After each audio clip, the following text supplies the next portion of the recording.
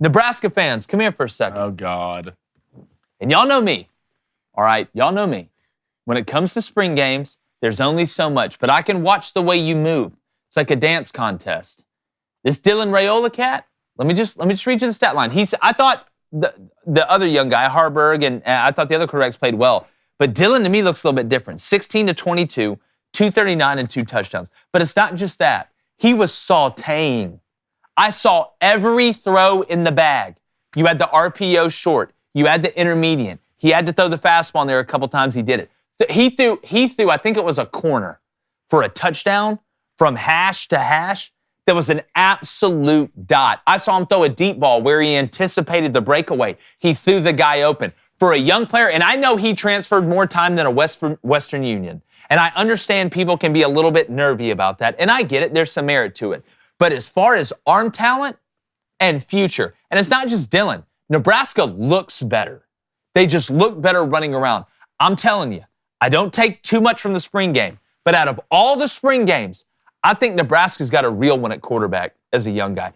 And listen, we're going to talk about this as we get closer to the college football season. When you have a new young quarterback, you got to become a surfer as a fan. You got to ride the wave, the ups and the downs. But as far as having a deep bag, a Santa Claus bag, somebody who just robbed Costco bag and got away with it, it is awfully deep. And if you're a Nebraska fan and if you're Matt Rule, especially after the tornadoes that hit Lincoln, and prayers to everybody involved in that, that was scary as hell what we saw. Dylan Raiola was a tornado of his own on Saturday. So, national champs. Not yet. Not yet, but hey, national guess what? Champs. Hey, guess what? That's all I heard just Guess now. what? Matt Rule, the builder, it's what he does. National champs. This is what he does. I'm saying Nebraska fans, get excited. Go win some games. Yeah, look, they're going to beat Colorado to death. Yeah, they need to just. They're going to beat them to death early. And then you'll see that hype train. Much. Yeah, you see that hype train. Beat a 4-win team.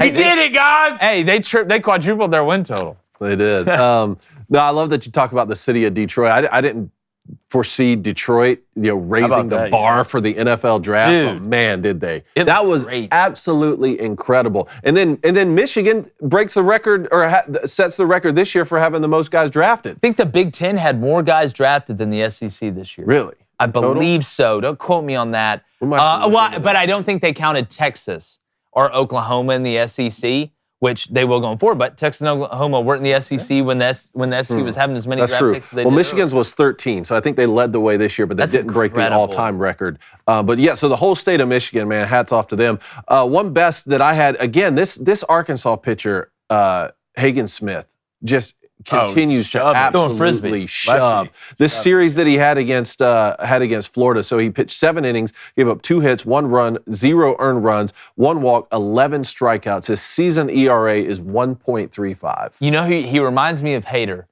right? The closer. They even look alike. Both left-handed. You know what Josh Hader said when he was What? on the mound? His favorite places to play is where they show the clock, like the speed clock above the plate, because he just gets up there and tries to throw it as hard as he can. And then he got interviewed. He's like, "Why do you do that?" He's like, "I'm a little radar slut." I'm like, God, he's such a pitcher. But, dude, if you watch, there's so many similarities. Now, Hader is a closer in the league. Josh is. This guy's a starter. I think Arkansas is going to win the national championship. I think they're going to. Like Nebraska? It may end up being them and Texas A&M. Because Texas A&M is just getting a lot of names. Arkansas, Texas A&M, Nebraska. Hold on, I'm talking about It's the year, baby. Whenever I hear A&M, just Nebraska is always in the same conversation, no matter what it is. Geographically. No matter what it is. No, it's not too far away. All right, let's go to Brian in Nebraska. Brian, do you hear Jake say Nebraska's going to be national champs? Here we go. I mean, obviously, but, let's just hold it for a little bit. One day at a time. Okay. Hey, one day at a time. I'm sure you were happy, Brian. Good. Oh, yeah. I mean, I didn't get to watch it in person or, in the morning, so I watched it 11 o'clock at night when everybody else was asleep, and I was pretty impressed. Raiola looks pretty, just having somebody that can make some throws is just, obviously the windows are going to tighten or not be there. So as long as his decision making is good, but I can't fathom just being able to effortlessly throw the ball 60 yards.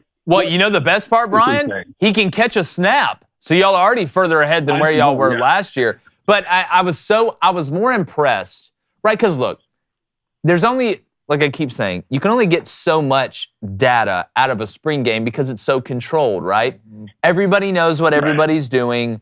You're not going to you never want to put your quarterback in harm's way, but there's not a lot of out of left field things that happen. So I temper the expectations a little bit. But what I wanted to see was how he moved in the pocket, how deep his bag was at this level, and how fast the game looked for him. It's only going to get faster when you're playing teams that you don't know what they're going to check to, right? You're not used to seeing these guys run around. But I don't think you could have put a much better product out there from really all the quarterbacks at Nebraska. But I think Dylan's the guy, right? He's got to be the guy. Well, I mean, Dylan definitely stood out, and Harburg has, I mean, just his throwing motion has improved incredibly since last year. It was a sight to even see that. But even if those two are even, I think you go with the younger guy, get him some experience. Yeah, I agree. I mean, there is some expectations tempering because I would say probably half of Nebraska's defensive starters didn't even play in the scrimmage. Yep. So obviously, you know, some of those windows aren't going to be there and some of them are going to be tighter. But like you said, the basics was there. And just the fact that you can make those throws where you're putting the ball where only your guy can get it and nobody else. Like, sure, some of those are going to be incompletions, but it's better than interceptions in the end zone. Yeah. Go ahead, Mike. Well, yeah, I mean, the ceiling's really high with this kid. I think we all know that, but it's going to be one step at a time. Yeah, it's going to be. There's going to be ups and downs. 100%. There's going to be ups and downs for Nico. Yeah, there's going to be ups and downs for all these young quarterbacks that are taking over. It's not like Dylan Gabriel transferred to Nebraska and you're like, all right, well, you've played 8 years of college football, so we know what to expect. Well, and it's hilarious because they spent the entire offseason like really downplaying Dylan. And then which is smart. Right open. No, which is smart. He's protecting the kid. Yeah, I will say this. He's the only other guy that I've ever seen have the Penguin walk or the Mahomes walk. He has little subtle things to where he kind of looks like Patrick, just the way he moves. Yeah, it's just the way he moves. His mannerisms. Yeah. And the funny part about that too is in his post-game press conference, they asked him like, "Oh, so what are you going to do once class is over?" And just nonchalantly, he's like, "Yeah, I'm going to go work out with Patrick Mahomes and his trainer." Yeah, that's why it looks like they trained together. Yeah, nobody's ever done that and gotten worse. Yeah, and here's their schedule: UTEP, Colorado, win. Northern Iowa, win. Illinois, all at home. Win 4-0. At Purdue, win. Rutgers homecoming at home. Win. At Indiana. Okay, win. They go to the Buckeyes. Loss. All right. They host UCLA. Win. They go to USC. But see if that defense is fixed. I'm going to put that one as a maybe. Mark me down as a maybe. They get Wisconsin at home. Duh. And then they go to Iowa to end the season. No Michigan. Bro, I'm seeing Mark me a lot of maybes. I don't know. A lot of maybes. That's at least 7. That's at least, you just can't lose to Northern Iowa at home.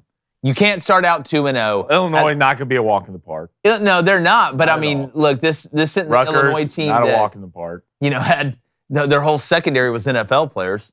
Yeah. I mean, hell, Illinois had 2 guys drafted this year by the same team. I'm trying to remember who did it. But they took 2 Illinois picks back to back. So, look, I think Nebraska's set up. I mean, that schedule, Brian, that ain't. It's favorable to a young quarterback. It's very favorable for it. You can keep the training. It's kind of like the dad on the bike, you know, where he's holding the kid on the bike. And then all of a sudden, week 5, you're like, just let's go. We're going to see. Mm-hmm. Here we go. I'm going to push you on the bike. Then I'm going to let you go. Here we go. Week 5. Let's see. Looks a lot like Wisconsin's schedule a year ago. Very true. Broke down. But God, Wisconsin let me down. Tanner Mordecai. Appreciate it, Brian. What's up, YouTube? Hey, do us a favor. Appreciate you stopping by. Hit that subscribe button. Turn those notifications on. And hit the like button on videos that you like. We appreciate it.